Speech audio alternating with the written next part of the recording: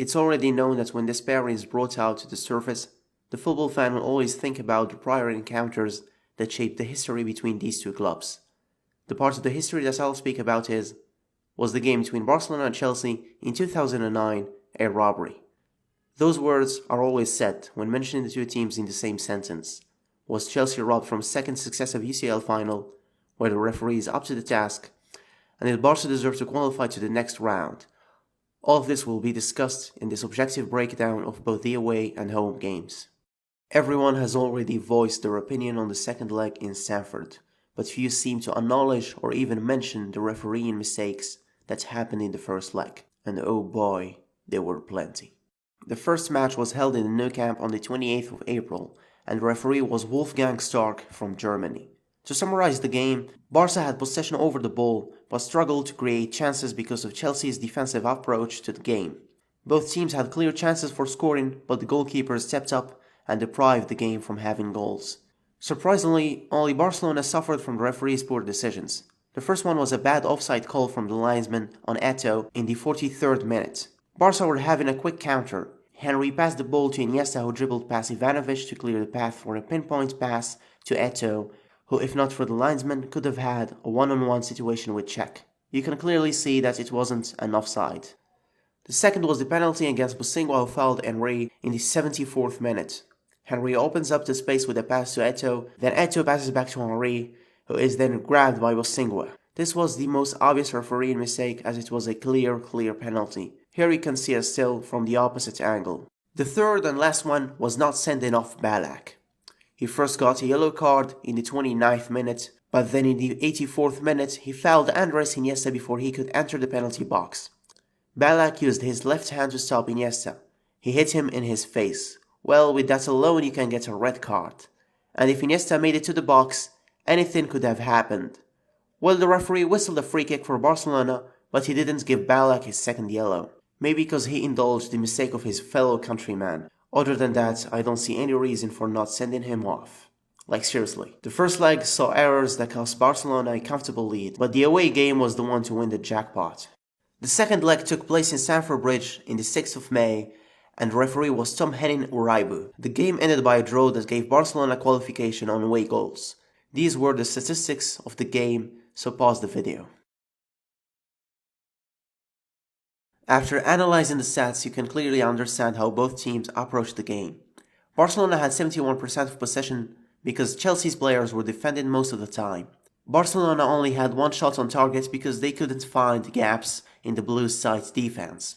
Chelsea having more shots on target is no surprise, because they depended heavily on counter-attacks. Both sides suffered with this game's refereeing, that's why I will start with Barcelona and then I'll jump to Chelsea, just to avoid confusion, and without going too much in details. The first one was a handball from Ballack in the penalty box. You can see that Messi wasn't the one to shoot the ball to Ballack's hand.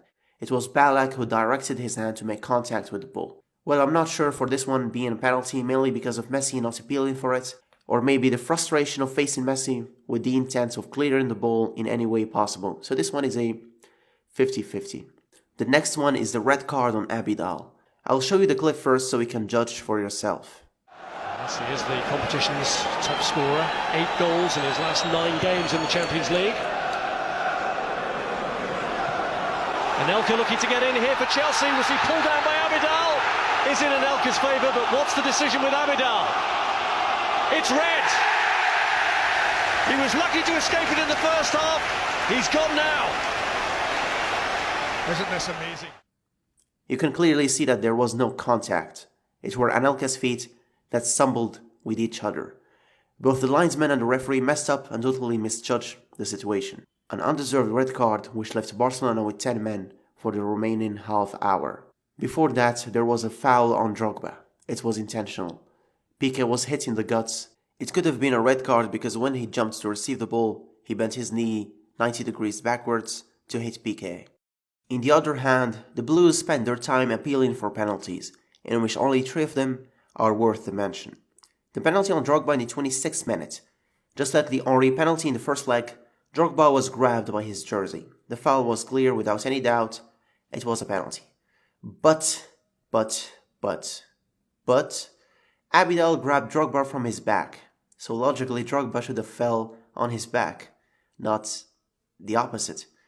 Because it was a pull, not a push, and Drogba fell because he saw that Valdez was coming for the ball.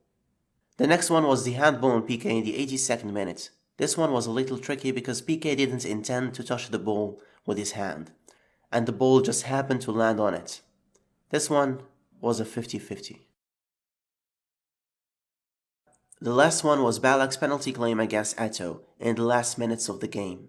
Lampard played the corner, Peter Cech heads the ball, Balak goes for it and shoots, only for the ball to be blocked by Eto'o. The moment Balak shoots, Eto'o turns backwards, the ball hits his deltoid to be specific.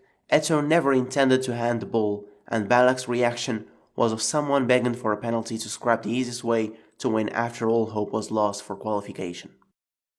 Well, to end the debate, the two legs saw lots of refereeing blunders, and both teams had their share of struggle. Well, if both teams were hurt by the refereeing, so why do we only hear about Chelsea being robbed and not the game's bad arbitring? Two things: the way Chelsea played and approached the game, and the media. When you watch the highlights of the away game, you think that Chelsea was the one in control. But then you analyze the stats, you notice that after Essien scored the opening goal, Chelsea played defensively throughout the whole game and relied on long balls and counter-attacks. Chelsea parked the bus, that's why Barca had 71% of possession. Chelsea played aggressively both physically and mentally. By mentally, I mean that they knew they were no match for Barcelona. That's why they wanted to persuade the arbiter into giving them penalties. Even the defenders who are 15 meters away from the penalty box pressured the ref to give them penalties, even though they can't judge the situation from that distance. It's as if they entered the game with the prior thought of provoking the ref for penalties, and the reactions further accentuate what I'm trying to prove. The media. The English media succeeded to make Chelsea appear like victims, and deliberately forgot that Barcelona did also suffer from it. England is a well-known political superpower. They can easily spread false information with their long, influential tentacles and disorientate the public opinion. And you can see the repercussions when you browse YouTube, for example. And to further point out how much the English media is influential, I rewind back to 2010, England-Germany World Cup, South Africa. Remember that disallowed goal that made England furious? It happened to England, which accelerated the process of introducing the goal line technology. If it were a third world country who got their goal disallowed, the pace of making and adopting the technology would have been slower. I'm not saying that it's not a good addition to the game, I just want to say that as long as it doesn't affect a country like England, France, or Germany, for example, they won't be interested in fixing the problem. But when it happened, England quickly pressured the FIFA to implement the technology without forgetting that the EPL was the first league to do it. Returning to the Chelsea and Barca topic, one game in 2005 stole my attention. I'm talking about the away game in Stamford Bridge. In 2005, both teams faced each other in the round of 16. Barca led the home game by a score of 2-1. Then in Stamford, Chelsea scored 3 successive goals. Afterwards, Barcelona shortened the gap with 2 goals, which gave them the qualification. But in the 76th minute, Carvalho grabbed Valdez to prevent him from movement. The goal was scored because Valdez couldn't reach the ball. Guess who was the referee?